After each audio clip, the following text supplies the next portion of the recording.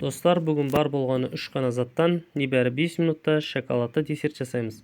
Видеоны көрмес бұрын тіркеліп, лайк басып кетіңіз. Ол үшін бізге шоколад, балмұздақ және банан керек. Ал мен бананды турап алып, үлкен ыдысқа саламыз.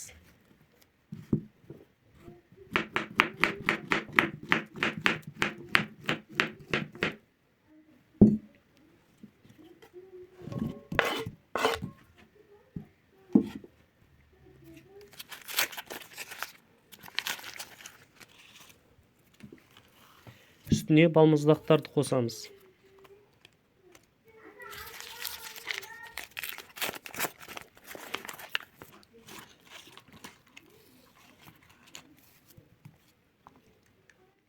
Содан кейін ыстық суға шоколадты ертіп құямыз.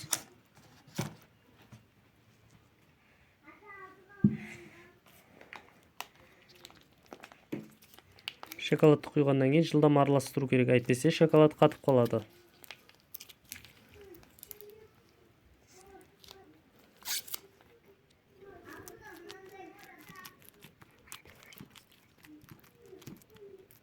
Міне осындай біркелкі масса шығуы керек.